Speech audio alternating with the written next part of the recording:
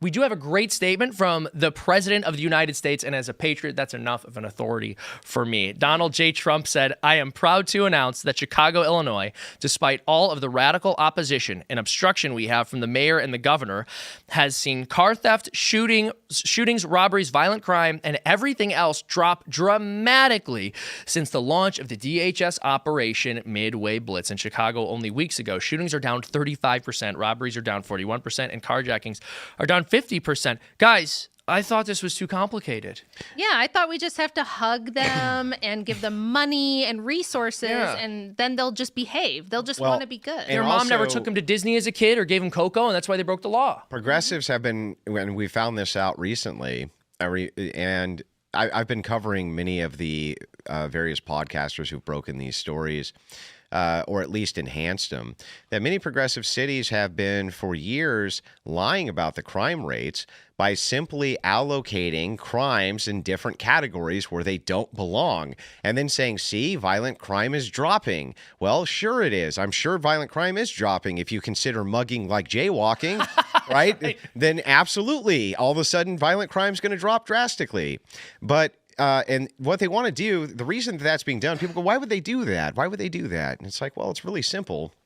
It's because they want to say our policies where we're soft on crime and we're focusing on the economic end of what's going on with the minority crime population, right?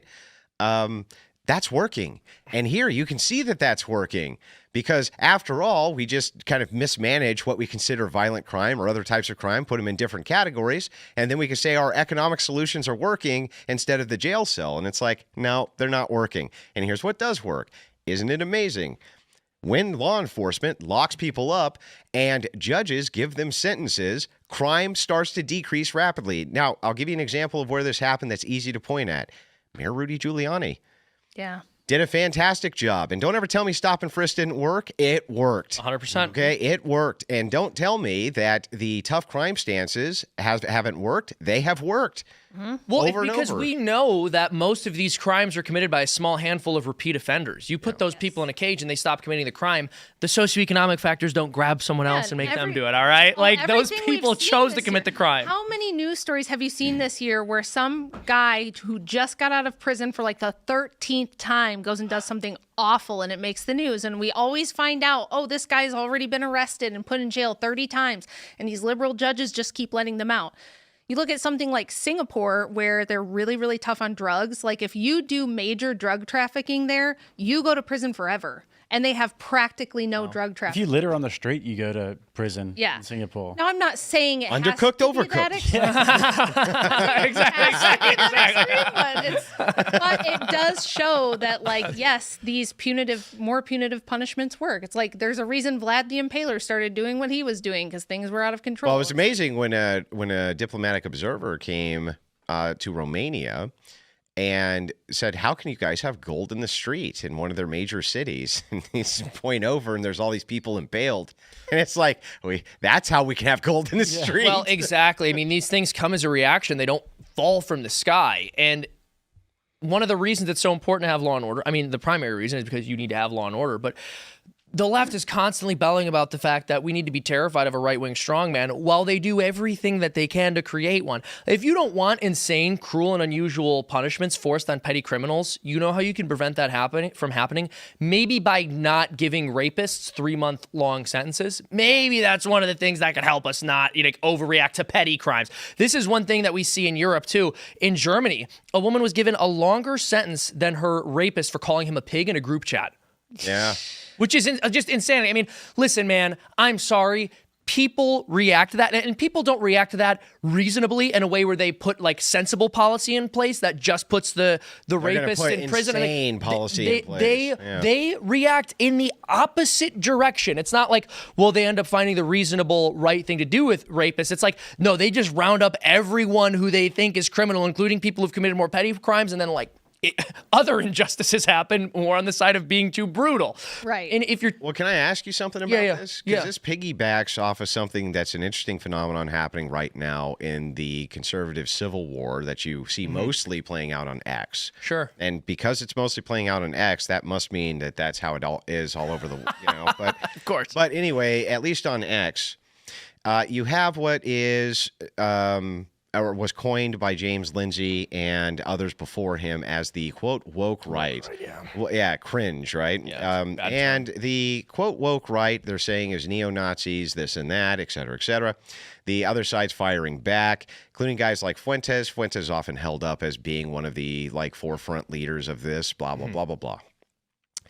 Here's what I see, though, and I wanted your take on this. It seems to me that if you go on as an anonymous account, right, and you say Mustache Man good, and you say a bunch of neo-Nazi shit, people freak out, and that's funny.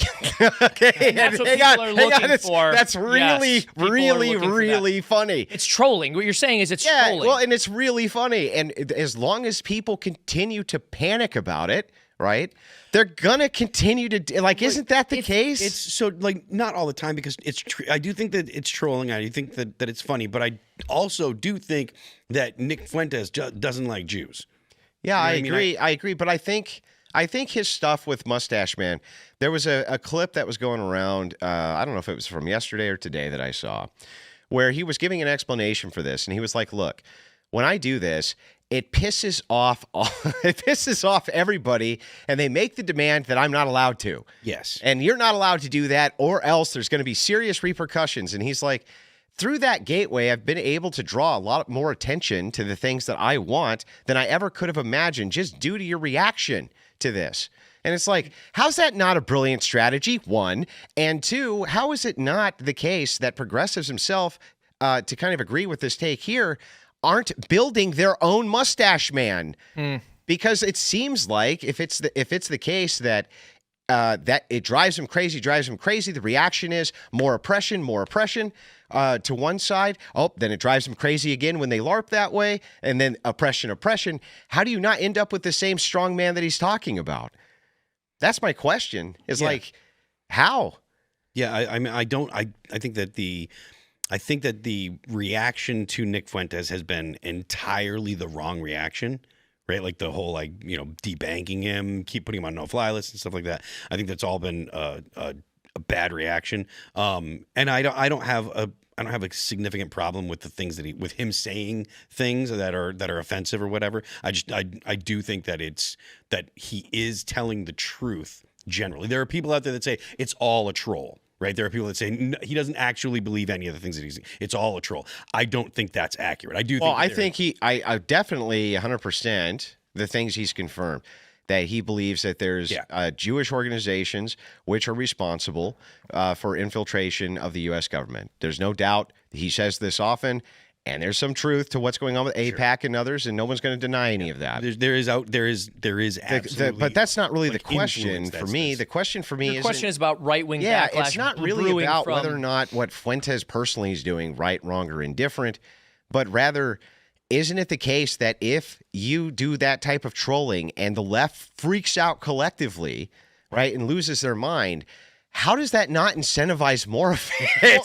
So one of the things that's really interesting, too, is the left wants to frame itself as the underdog at all times. So this is something I saw recently where they were trying to make this Mondami edit where they were almost trying to go for the aesthetic of a very edgy kind of fashy right-wing meme. Yeah. And it was funny because it's like, well, listen, the left-wing symbols don't elicit that reaction basically from anyone, including conservatives. People don't freak out about it. That also might be part of why younger people aren't seeing it as being equally transgressive or something that would shake the system up in the same way. Yeah, I think that because we don't care. We have a sense of humor. That's one. And two, the left can't meme. That's also true. The left can't meme. Also, boomer sort of neocon Zionist right can't meme either. And what you're talking about, I know, that's true. They can't at all, and they don't get it. They don't get that this younger generation of America First conservatives, these sort of reactionaries, they come from a meme culture. They live and breathe that shit. And I think they're making them up when they're in bed. But what you're saying though, I think that applies more to them now than it does to the left. They're losing their minds That's about true. it. Oh, yeah, that's a good point. Like Mark Levin is a meme generator at this point. Yeah, it's true. And so it's like, I don't know, man. I think if you're talking about that whole problem, reaction, solution thing, then if it's like the problem is these guys are driving you crazy with their memes and they're driving you crazy with their trolling, and your reaction is we got to shut Twitter down, we have to suppress rights, we have to do things like this. Aren't you giving them exactly what? Well, there's kind of almost like a perfect symbiosis there between someone who is trying to troll the left and say these outrageous things and the left, because they have to retain this victim status, and they have to go, everyone in America is actually secretly a Nazi white supremacist, Right. and they're just fomenting, they're frothing at the mouth, trying to ensure that there's another Holocaust and that it happens in the United States. And so to them, like, there's an incentive to seek out people who say things like that and who are edgy, and like some Anon account. And for the Anon account, of course, they want that reaction. So it just plays into itself. And then you wonder how much of this actually reflects what people are saying or doing in real life. No, it just becomes a Batman and Joker thing. That's a good way to put it, entertaining yeah. as well. Yeah. Like the whole thing is quite entertaining to watch. And Fuentes is no doubt an entertaining guy as well. It's a little bit more loose, a little bit more unscripted, a little bit more like shaking off the shackles sort of thing. And I think people really like entertainment mixed with politics. Yeah. And those guys on the sort of boomers, neocon Zionist right, they are not very entertaining at all. Well, but what is entertaining is watching all of them fight. Yeah, that's Right? very That's super entertaining. Yeah. And so as long as that's going to be the case, aren't you going to end up with my team, your team? Like, It has to be. I don't see Has to how, be. I don't see it like this is a very important issue for both sides, right? I don't see this resolving in any sort of amicable way anytime soon. Yeah. Thanks for checking out this clip from Timcast IRL. Make sure to watch the show live Monday through Friday at 8 p.m. Subscribe to this channel, and we will see you all there.